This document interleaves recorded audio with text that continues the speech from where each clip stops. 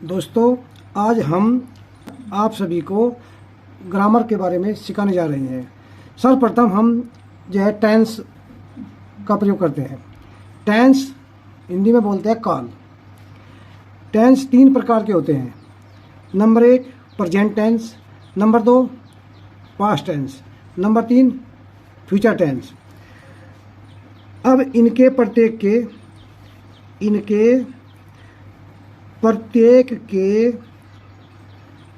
4 भाग होते हैं। Number 1 indefinite, INDEFINITE, indefinite, TENSE, indefinite tense. Number 2 continuous tense. Number 3 perfect tense. Number 4 perfect continuous.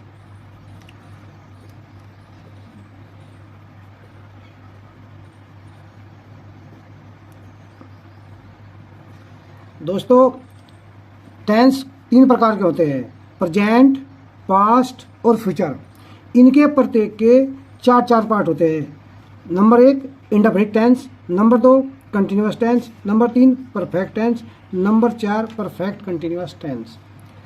अब प्रत्येक tense में 3 तरह के सेंटेंस होते हैं, वाक्य होते हैं। नंबर 1 अफर्मेटिव सेंटेंस, साधारण वाक्य बोलते हैं जिनको। नंबर 2 निगेटिव,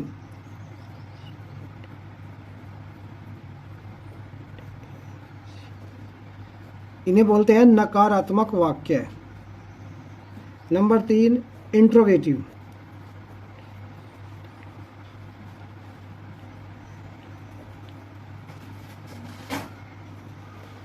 सेंटेंस,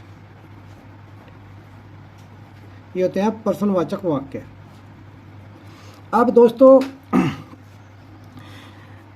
देखो, टेंस होते हैं केवल 3 प्रकार के, प्रेजेंट, पास्ट और फ्यूचर। इनके प्रत्येक के 4 भाग होते हैं। जैसे present indefinite tense, present continuous tense, present perfect tense, present perfect continuous tense. ऐसे ही past indefinite tense, past continuous tense, past perfect tense, past perfect continuous tense. और प्रत्येक टेंस में 3 तरह के वाक्य होते हैं। अब सबसे पहले हमें पहचान करनी है टेंस की। देखो, जैसे आपका हुआ present tense, PRESENT, present tense. पहचान क्या है इसकी? देखिए, इसकी पहचान के लिए यदि वाक्य के अंत में है, हूँ, हो, तो आपका हुआ प्रेजेंट टेंस। इनके वाक्य के अंत में है, हूँ, हो है, तो टेंस हुआ प्रेजेंट।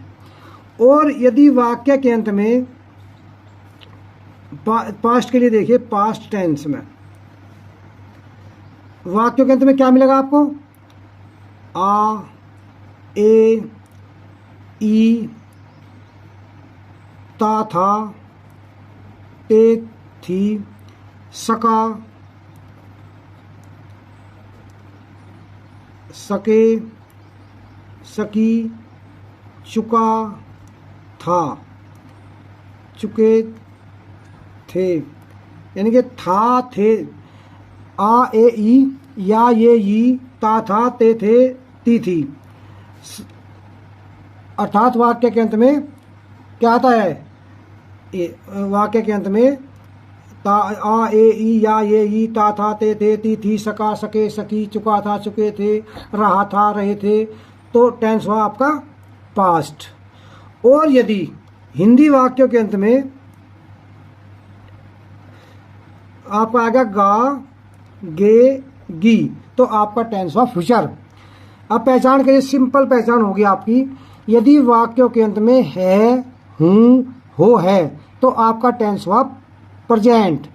और यदि वाक्य के अंत में गा, गे, गी हुआ तो आपका टेंस होगा फ्यूचर। और कुछ भी आ जाए इन दोनों को छोड़कर, तो आपका टेंस हो गया है पास्ट।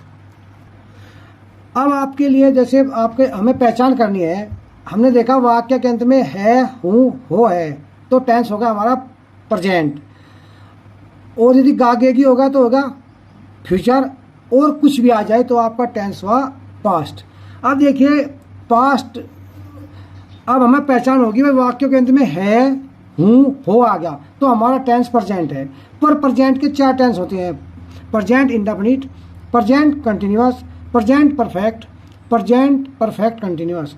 अब इन चारों की पहचान हमें करनी है। देखिए यदि वाक्य के अंत में ता है, ते हैं, ती है, तो आपका टेंस हो गया प्रेजेंट इंडेफिनिट,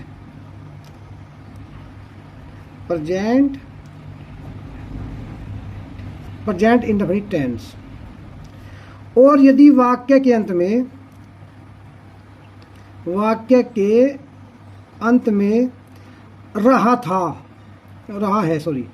रहा है, रही है, रहे हैं, तो आपका टेंस हुआ प्रेजेंट कंटिन्यूअस,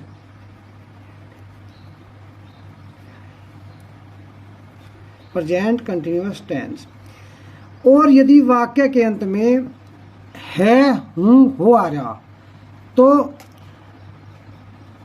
उससे पहले न तो ता तेती है, न रहा, रहे, रही है,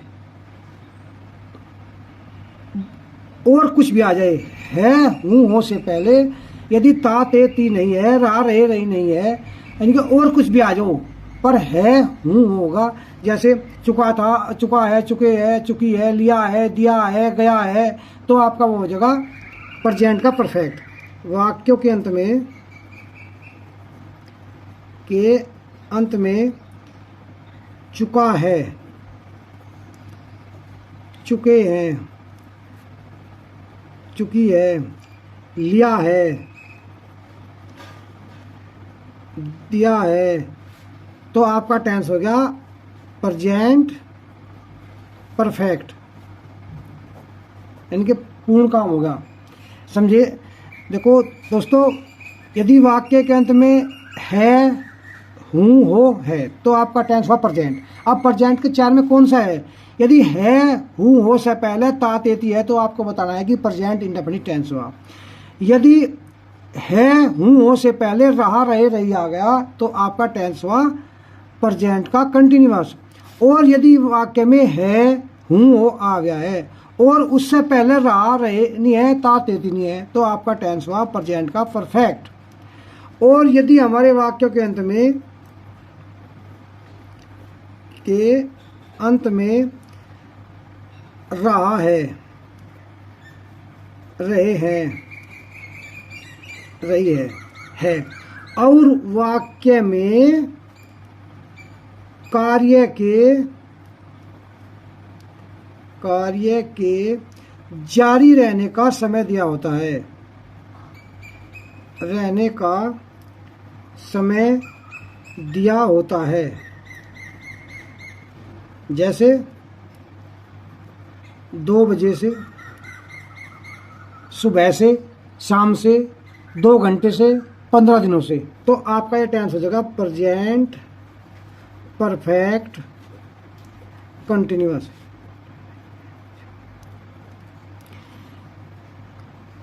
पहचान हुई दोस्तों।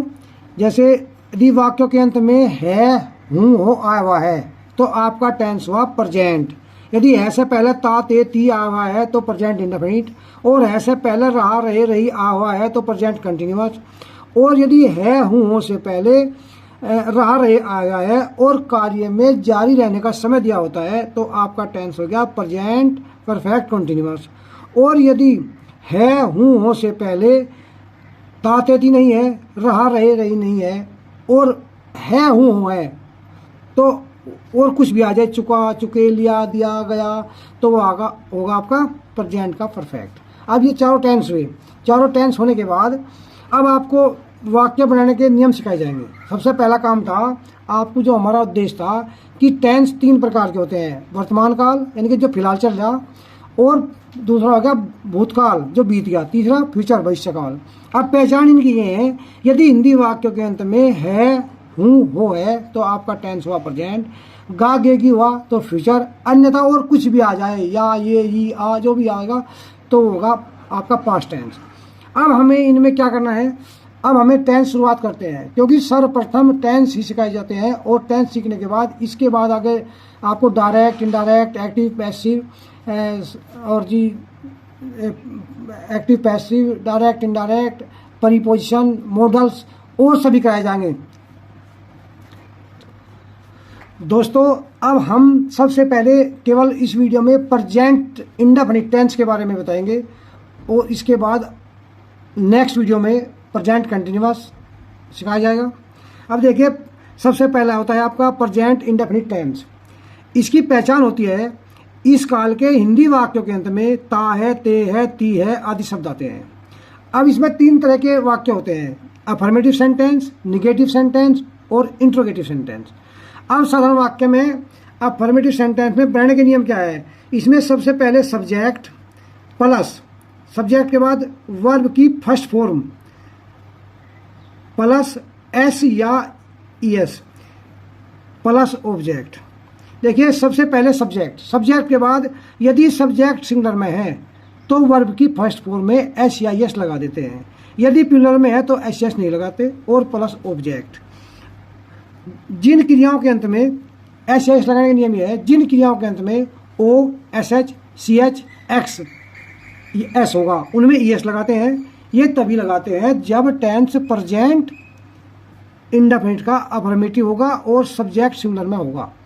तो जैसे वह अपना पाठ याद करता है, वह अपना पाठ याद करता है, तो इसमें पहला सब्जेक्ट हो वह, ही, याद करने की होगी लर्न, LEARN, लेकिन सब्जेक्ट सिंगुलर में है तो आपको यहाँ लगाना पड़ेगा लर्न्स हो जाएगा, क्योंकि इसके बाद में ओ, यदि O, S H, C H, X ही होते तो यस लगता, सब्जेक्ट सिंगुलर में है।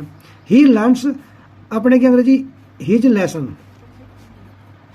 देखिए यदि आपका यहाँ ही के साथ अपने की हिज लगाते हैं, सी के साथ हर, दे के साथ देयर, वी के साथ अवर, लड़की है तो हर, लड़का है तो हिज, और इट तथा नपुंसकलिंग के साथ इट्स का प्रयोग करते हैं।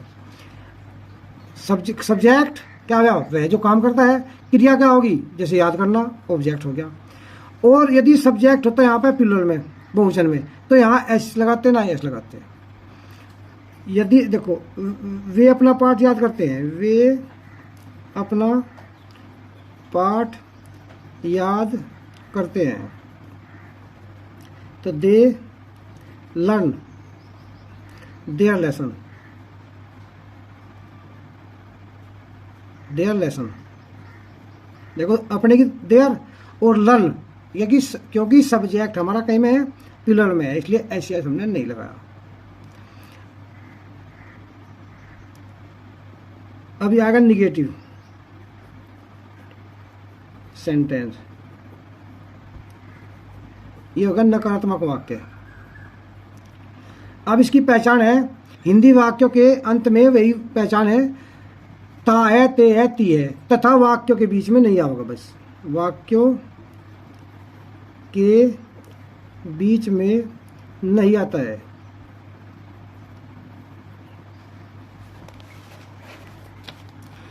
अब इसके बनाने के नियम, अब आपको इसको बनाने के नियम बताने हैं। बनाने के नियम में क्या होगा, सब्जेक्ट प्लस डू नोट या does note.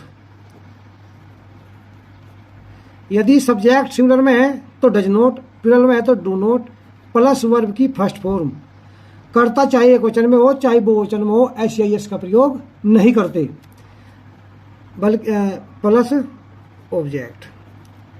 Subject do not या डज नोट, यदि सब्जेक्ट सिंगुलर में है तो डज नोट, प्लूरल में है तो डू नोट, प्लस वर्ब की फर्स्ट फॉर्म प्लस ऑब्जेक्ट। अब इसके बाद जैसे ये पहला सेंटेंस था, वह अपना पाठ याद करता है, अब देखो नहीं करता है, याद नहीं करता है, नहीं बोल रहे हैं। ही डज नॉट, सिंगुलर में he does not learn his lesson. यदि आपका सब्जेक्ट कहीं में होगा प्लूरल में होता तो यहाँ डू नॉट रहता। पर यदि वाक्य में कभी नहीं शब्द है, यदि वाक्य में कभी नहीं शब्द है तो डू नॉट या डज नॉट का प्रयोग नहीं करते, बल्कि कर्ता के बाद नेवर और वर्ब की फर्स्ट फॉर्म का प्रयोग करते हैं। यदि सब्जेक्ट सिंगुलर में होगा तो वर्ब में एस लगेगा, प्लूरल में होगा तो नहीं लगेगा। अर्थात सिंपल के रूल चलेंगे जो हमने आपको सिंपल सेंटेंस सिखाए थे। जैसे वह झूठ कभी नहीं बोलती है, कभी नहीं बोलती है।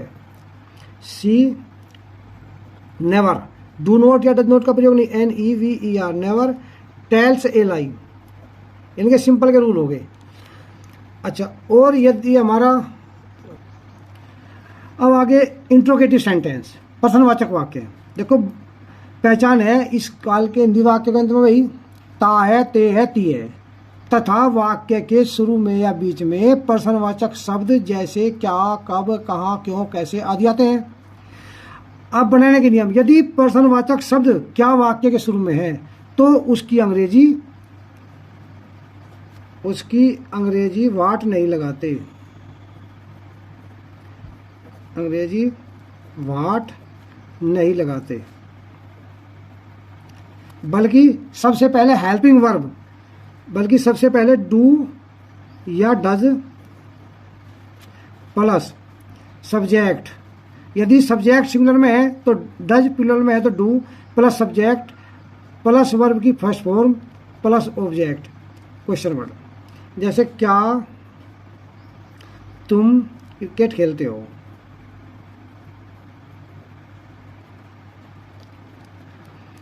देखो क्वेश्चन वर्ड आ गया। शुरू में क्या है तो इसकी अंग्रेजी हमें क्या लगानी, तुम बहुवचन है, डू यू, देखो सब्जेक्ट वर्ब ऑब्जेक्ट, बस क्या की अंग्रेजी डू या डज पहले लगी। सब्जेक्ट प्लूरल में है तो डू आ गया, do you play cricket, CRICKET। यदि हमारा सब्जेक्ट होता प्लूरल में, सिंगुलर में होता तो यहाँ लगाते डज। एस का प्रयोग नहीं करते, चाहे करता एकवचन में हो चाहे करता बहुवचन में हो।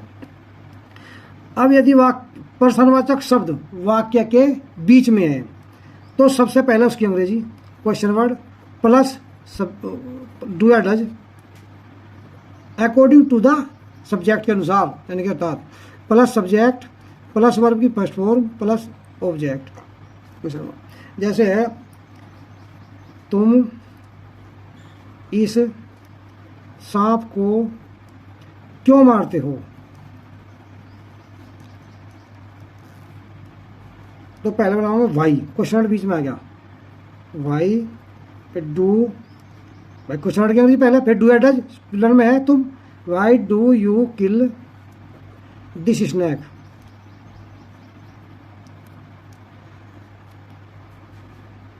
अच्छा, अब यदि प्रश्नवाचक शब्द वाक्य के बीच में है तो हो गया, पर यदि वाक्य में प्रश्नवाचक शब्द कौन है,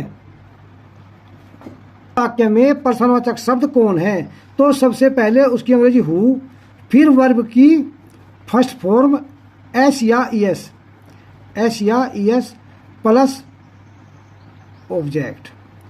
डू या डज का प्रयोग नहीं करते। जैसे तुम्हें अंग्रेजी कौन पढ़ाता है,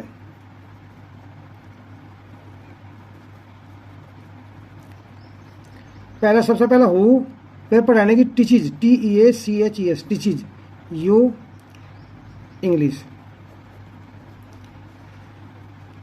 देखो कौन वाले वाक्यों में सबसे पहले कौन की अंग्रेजी हु, फिर वर्ब में एस प्लस ऑब्जेक्ट। पर यदि हु का वाक्य निगेटिव है तो हु के बाद डज नॉट के साथ वर्ब की फर्स्ट फॉर्म का प्रयोग करते हैं। जैसे बाजार कौन नहीं जाता है, सबसे पहले कौन की हु, फिर does not go to the market.